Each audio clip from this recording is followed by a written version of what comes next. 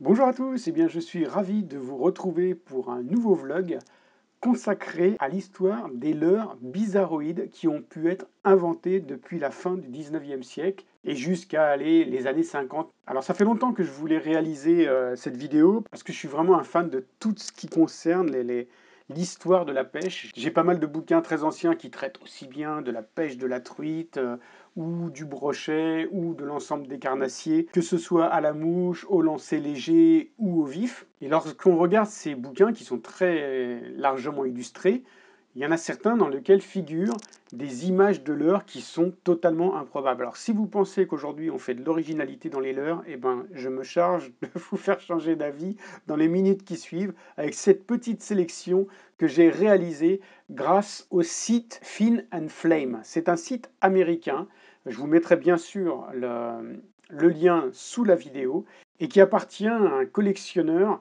de leurres, un fou en fait, qui possède plusieurs centaines de leurres anciens. Mais pour assouvir sa passion, il a besoin d'en vendre aussi. Alors vous pouvez en acheter si ça vous intéresse sur le site eBay sur lequel il présente les leurres qu'il a en double ou en triple. Alors je vous préviens tout de suite, préparez la carte bleue parce qu'il y en a certains qui douillent un maximum. J'ai été hyper surpris, mais parmi les leurres que je vais vous présenter, il y en a certains qui peuvent coûter plusieurs milliers de dollars pièce. Donc sur le site de Fin and Flame, vous allez trouver plusieurs centaines de leurres différents. Moi, j'en ai sélectionné 12 qui m'ont vraiment impressionné, tant par l'originalité que par des fois le parti pris de leur créateur. Il y a un certain, on se demande s'ils n'avaient pas fumé quelque chose avant de se mettre devant la table à dessin. Voilà, allez, j'espère que cette vidéo vous plaira. N'hésitez pas à vous abonner, un petit pouce bleu si ça vous a plu, et puis c'est parti. Alors, le premier leurre que je vous présente, c'est le bonnet de la société américaine Hobbs Supply. C'est un leurre qui a été créé en 1952, mais en fait, il s'agit d'une copie d'un leurre qui avait été inventé par la société Eddon. Alors Eddon, c'est une société qui a été créée en 1894 aux États-Unis et qui existe toujours aujourd'hui. Et elle continue de produire des nouveautés chaque année. Ils avaient créé un leurre qui s'appelait le Musky-Leurre série 200 en 1925. Là, il s'agit d'une imitation qui a été créée donc bien plus tard. Ce qui m'a vraiment frappé dans ce leurre, c'est la quantité d'hameçons. Il y en a 6. Parce qu'on n'est jamais trop prudent, hein. Là, le poisson, il peut attaquer absolument n'importe où. Il est sûr de s'en prendre au moins dans les gencives. Il y a 2 ailettes avant et arrière qui tournent au moment de la récupération et qui sont censées donc créer une attractivité supérieure. Donc c'est un leurre qui est fait en bois, verni, et là, c'est un coloris perche. Donc évidemment, c'est sûr qu'aujourd'hui, quand on pratique le no-kill et qu'on enlève les hameçons au fur et à mesure pour essayer de faire le moins mal aux poissons, là, c'était pas le but recherché. Là, vraiment, il fallait qu'on le mette dans l'épuisette et puis après, on les débitait limite sur le bord de l'eau pour pouvoir se le manger en barbecue aussi vite que possible. Deuxième leurre de cette sélection, le Chippewa Minnow Lure. Alors ça, mes amis, c'est un leurre très très vieux puisque le brevet a été déposé en 1911 par un dénommé Homer Himmel qui était un agent d'assurance et qui, à ses heures, confectionnait des leurres, dont celui-ci qui a eu un excellent succès à son époque. Ce qui fait qu'on le trouve assez relativement facilement aux enchères pour un prix somme toute raisonnable compte tenu de l'ancienneté du leurre. On peut le trouver aux environs de 15-20 dollars. Ce qui est assez spectaculaire, c'est que malgré la grande ancienneté de ce leurre, la plupart des modèles qu'on trouve sur le net sont quand même en excellent état de conservation, ce qui prouve que la qualité de fabrication était vraiment remarquable. C'est un leurre en bois et qui se caractérise donc, si vous regardez bien, par cette petite ailette qui traverse le leurre par le milieu et qui était censé émettre des vibrations importantes pour attirer le carnassier. Alors, comme le précise Fin and Flame sur son site, le brevet indiquait qu'il était possible de changer soi-même cette petite ailette centrale pour une autre comprenant plus de spire, de manière à changer le type de vibration. Mais il indique qu'il est peu probable que ce brevet ait été appliqué dans la commercialisation du leurre, puisqu'on ne trouve que cette forme d'ailette. Voilà, c'est assez remarquable. C'est un très très joli leurre, je trouve. Et encore une fois, il a 110 ans. Troisième leurre de la sélection, c'est le Fish Spotter de Arthur J. Cum. C'est un leurre qui a été créé en 1933 et breveté en 1935. Donc la caractéristique de ce leurre de 7 cm 3 de longueur, c'est qu'il est composé de 2 parties. La deuxième, celle qu'on voit à l'arrière, comprend deux ailettes qui tournent à la récupération, voilà, donc autour du corps du leurre, tandis que les deux tiges métalliques qu'on trouve sur la première partie à l'arrière des yeux servent à assurer la stabilité du leurre pour éviter que cette partie ne tourne. Alors moi je ne l'ai jamais vu marcher, je ne sais pas si c'était très efficace. C'est pas un leurre qui est très très fréquent et comme l'explique Fin Flame, le trouver dans sa boîte d'origine est extrêmement rare, ce qui le rend particulièrement précieux bien évidemment. Il était disponible en deux versions, donc bleu et rouge, et puis coloris grenouille, et à chaque fois il était livré avec une plume qui protégeait l'hameçon triple unique. Donc c'est une technologie qui n'est pas si éloignée d'un leurre que je vous avais présenté, un vintage, le Mud Puppy de C.C. Roberts, qui date de 1918 et qui a été repris très récemment par River to Sea, le Whopper Plopper. Ce système de diviser le leurre en deux parties, dont la deuxième tourne tandis que la première reste fixe. Leurre numéro 4, alors c'est le plus récent parmi ceux que je vous présente ici, puisqu'il date des années 70, c'est le Flyboy.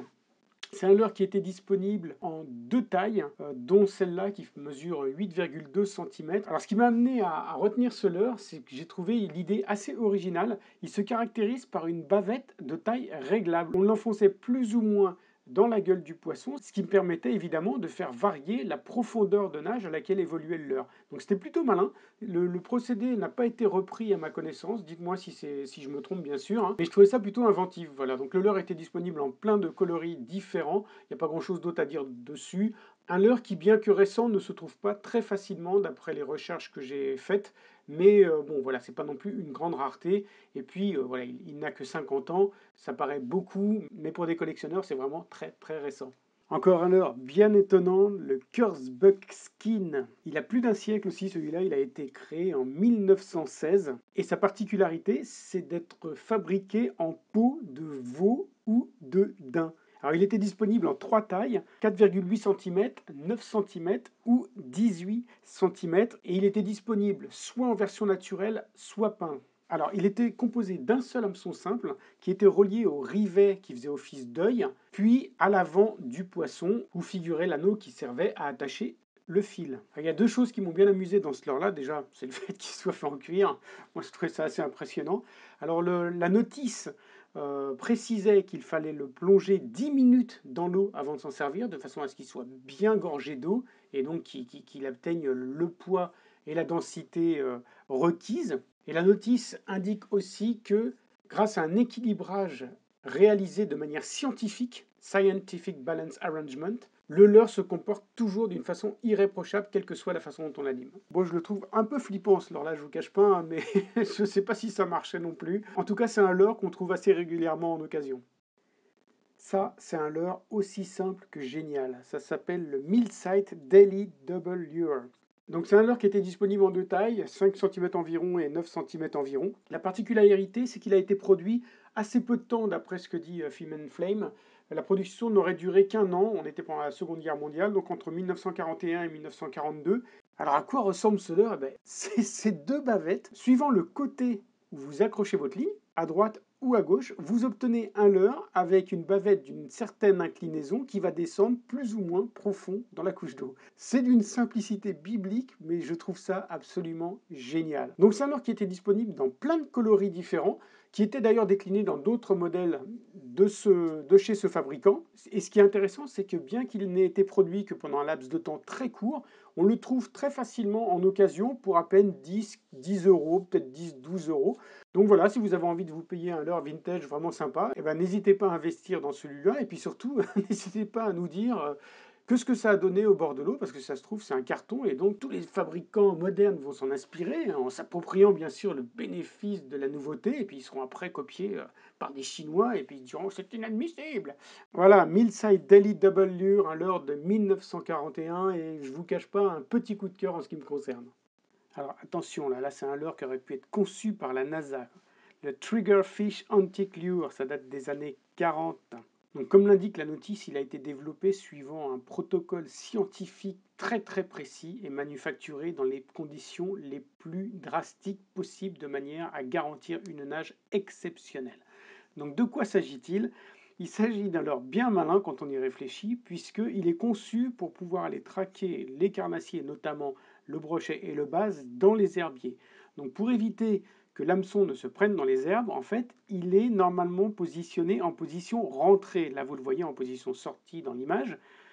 Mais là où c'est malin, c'est que vous avez un déclencheur au-dessus, le trigger donc, et lorsque le poisson, en attrapant le leurre, écrase ce déclencheur, il fait jaillir l'hameçon au bout de sa tige qui vient se planter dans sa gueule. Il faut reconnaître que c'est plutôt futé, alors je ne sais pas non plus quelle était vraiment l'efficacité. Au niveau de la nage, on était sur un style de walk in the dock, donc vraiment subsurface ou au niveau de la surface. Il existait en tout un tas de coloris différents. Mais la notice réserve quelques petits moments assez savoureux. Par exemple, ils expliquent que si jamais le déclencheur s'activait au moment où on lançait le leurre dans l'eau, au moment où donc le leurre frapperait la surface, il ne faut surtout pas être surpris parce que c'est normal. C'est fait justement pour que l'hameçon se présente toujours selon la meilleure position en fonction de l'action de pêche. Si, ils ont vraiment écrit ça. Et ils finissent la notice en disant « Prenez bien soin de votre leurre, hein, comme ça il vous servira longtemps, mais quand même, prenez-en bien soin. » Voilà donc le Triggerfish Anticleur, un leurre plutôt malin dans sa conception, bien technologique, mais si l'idée semble être excellente, force est de constater qu'elle ne s'est pas tellement reproduite par la suite. On continue avec la techno, avec le Paul Bunyan Electrolure de 1938. Donc d'après un autre site spécialisé dans les leurres de collection, lurelure.com, il s'agit d'un des premiers leurres qui embarquait une pile, et cette pile servait à quoi? À alimenter une lampoule qui permettait au leurre de diffuser de la lumière. Alors si vous regardez le leurre, vous constatez que la bavette comprend deux autres bavettes placées perpendiculairement. Vous aviez l'ampoule qui était située au niveau du dessous de la bavette principale, et lorsque l'on allumait la lumière, le fait de manier le leurre provoquait son oscillation de droite à gauche, et la lumière donc se reflétait alternativement sur la palette de droite et sur la palette de gauche, qui donnait une impression de flash. C'était quand même sacrément élaboré. Est-ce que ça fonctionnait bien? Je suis pas vraiment sûr, d'autant que la puissance de l'éclairage était fournie par une toute petite ampoule. Techniquement, encore une fois, c'était assez chiadé. En revanche, niveau fiabilité, c'était moyen. Il avait en fait deux défauts. Le premier, c'est que pour allumer l'ampoule, il fallait visser les deux parties du leurre, et c'est ce qui crée le contact entre les différentes bornes. Le problème, c'est que ces piles d'époque chauffaient énormément. Pour régler ça, il suffisait de jeter le leurre dans l'eau. Malheureusement, il y a pas mal de pêcheurs qui allumaient la lampe et puis qui restaient 5, 10, 15 minutes sans mettre le leurre dans l'eau, ce qui provoquait en fait la fonte du plastique et donc la détérioration irréversible du leurre. Le deuxième problème, c'est que le joint qui assurait l'étanchéité entre les deux parties n'était pas forcément fiable, ce qui fait qu'il arrivait qu'il se délite pendant que le leurre était dans l'eau. Alors évidemment, avec les conséquences déplorables apportées par l'eau qui rentrait à l'intérieur du corps du leurre. Voilà, donc l'idée était marrante. Maintenant, le dernier souci, c'était quand même d'un point de vue écologique, parce que des leurres comme ça, ils devaient s'en perdre. Et là, vous vous retrouviez non pas avec le plastique, mais en plus avec la batterie et tout le matériel électrique au fond de la flotte. C'était pas très écolo, mais bon, à l'époque, l'écologie, je ne sais même pas si le terme avait été inventé. On parle d'un leurre de 1939. Mine de rien, c'était assez novateur pour l'époque. On continue avec les leurres bien écolo, avec le Neon Mickey Antique Fishing Lure de 1955. Alors ça, c'est un leurre qui a été produit en quantité assez importante. On le trouve très facilement en ligne pour 10 euros maximum et dans un état très convenable. Alors, ce qui est impressionnant dans ce leurre, en fait, c'est qu'il intègre une ampoule dans laquelle ont été glissées quelques gouttes de mercure au milieu d'un gaz rare, peut-être de l'argon, c'est pas précisé. Et l'argumentaire de vente indique qu'il suffit de lancer et de ramener le leurre en animant pour qu'il se mette à produire sa propre lumière, comme ça, naturellement, sans aucune impulsion électrique. Alors, bon, des ampoules au mercure, ça existe, hein, mais en général, il faut quand même exciter les atomes, sinon ça reste un peu neutre. Là, visiblement, ça marcherait tout seul. Alors je ne sais pas trop comment, il n'y a pas de batterie ni quoi que ce soit à l'intérieur. Hein. C'est censé être un phénomène naturel, la combinaison d'un gaz rare et du mercure, qui provoque donc cette espèce de fluorescence en fait, qui est annoncée comme assez légère mais suffisante pour attirer les carnassiers.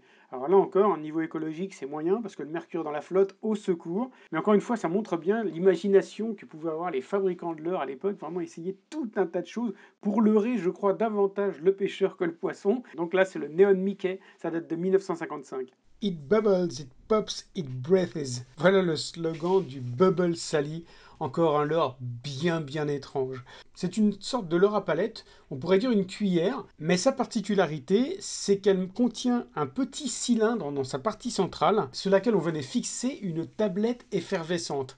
Alors, elle était coincée à l'intérieur de ce petit cylindre. Le prolongement était classique, hein, c'était un triple avec des petites lanières de plastique colorées. Et donc, dès que le leurre frappait la surface de l'eau, le contact de l'eau avec la pastille provoquait l'effervescence de cette dernière. Et donc, c'était censé attirer les carnassiers alentour. Alors, le leurre était fourni avec cette petite bouteille de Bubble Tablets.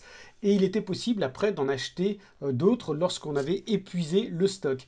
Ils ont sorti ensuite une version améliorée qui s'appelait le Bubble Sally, qu'on voit ici en haut sur la photo. Et là, pour le coup, la tablette qui était donc glissée à l'intérieur du petit orifice qui était placé au centre du leurre. Alors ça, c'est des leurres qui sont faciles à trouver, mais quand ils sont en version complète, comme on le voit sur cette photo, ils peuvent atteindre plusieurs centaines de dollars facilement. Voilà, donc ça c'est Bubble Sally et Bubble Mini, un leurre effervescent. Bon, là on a liquidé le tout venant, si l'on peut dire. On va se lancer dans le très bizarre avec le Martin Otter NL Lure. C'est un leurre de 1951, enfin un leurre si on peut appeler ça comme ça.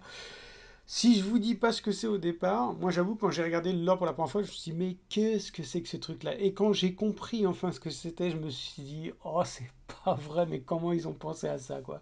En fait, qu'est-ce que c'est? Eh bien c'est une bavette dans laquelle on glisse la gueule d'un vif. Alors sur la photo ici, vous en voyez deux, il y a bien deux leurres différents avec les deux boîtes correspondantes. Mais vous voyez, l'idée c'est que vous plantiez la tête du vif, du poisson vivant bien évidemment, sur la première partie, ce qui fait que vous bénéficiez d'un vif muni d'une palette, donc un poisson nageur vivant, en fait, si l'on peut dire, et vous aviez une espèce d'agrafe que vous plantiez dans le corps du vif et qui permettait de positionner correctement le triple arrière. Donc là, le type qui a imaginé ça, il était quand même sacrément tordu parce que l'idée de se dire non, non, je vais mettre la gueule du vif à l'intérieur d'une palette pour pouvoir l'animer comme je l'entends, ça je trouve ça extrêmement fort. Donc ça date de 1951. Là encore, on en trouve à divers prix. Ça dépend beaucoup, en l'occurrence, de l'état de la boîte dans lequel il est livré. Et voilà, je vous laisse vous faire une idée sur ce type de matériel. Moi, j'ai trouvé ça assez extravagant quand même. Et voilà, on arrive à la fin de cette présentation des 12 leurres les plus extravagants, avec celui-là qui, à mon avis, remporte, si ce n'est tous les suffrages, au moins, à mon avis, une bonne partie. Enfin, moi, c'est un de ceux qui m'a le plus surpris. C'est le Nifty Mine Lure Minnow Tube. C'est un leurre de 1913. Et sa particularité, c'est qu'il est composé d'un cylindre dans lequel on glissait un poisson vivant. Il y avait des orifices sur les côtés qui permettaient au poisson de respirer. Et donc, on avait en fait un vif qui était protégé de l'attaque des carnassiers par sa cage, mais qui était censé attirer les poissons du fait, je sais pas, des phéromones, à l'époque on ne disait pas ça, mais des frétillements ou de la forme qu'il avait à l'intérieur du leurre. En tout cas, c'était censé être très efficace pour appâter les bestiaux alentours. Donc comme vous voyez, il était aussi sévèrement armé, hein, puisqu'il avait 5 hameçons et 2 palettes rotatives pour créer encore plus de vibrations dans l'eau. Donc là, on est dans un leurre qui est quand même incroyable, c'est-à-dire qu'on voit le gars en train d'ouvrir le réceptacle pour aller glisser un petit poisson, en faisant gaffe de choisir celui qui ne serait pas trop gros, hein, pour qu'il ne soit pas complètement engoncé à l'intérieur et qu'il puisse un minimum bouger, parce que le but c'était vraiment qu'il provoque des vibrations lui-même pour attirer les poissons. Alors ce qu'il faut savoir, c'est qu'il existait en plastique, c'était le plus commun, mais il existait aussi en verre, c'est-à-dire qu'en fait, le truc, non seulement en plus c'était précieux, mais c'était super fragile, parce qu'évidemment, si vous tapiez le moindre rocher ou la moindre racine avec ça, votre truc partait en éclats. Et donc, si on trouve quand même quelques Nifty Mine Lures en brocante, on en trouve sur le net à des prix qui sont pas trop extravagants. En revanche, la version en verre, elle peut atteindre, d'après le site Lurelore, plus de 3500 $. Donc voilà, le dernier leurre que je voulais vous présenter, parce que celui-là, franchement, il est quand même incroyable. L'idée peut être répétée, hein, vous prenez un cylindre, un tube de plastoc, et vous mettez un vif dedans, vous mettez 2-3 hameçons, qui sait, peut-être que vous allez créer la nouvelle tendance. Voilà, écoutez, j'espère que cette vidéo vous a plu. En tout cas, moi j'ai eu beaucoup de plaisir à la faire, même si c'est vrai que c'était assez long. Donc n'hésitez pas, vous, dans les commentaires, à me dire le leurre que vous avez préféré, ou celui que vous avez trouvé le plus incroyable. Et puis moi, en attendant, je vous dis à bientôt pour une nouvelle vidéo. Ciao, ciao!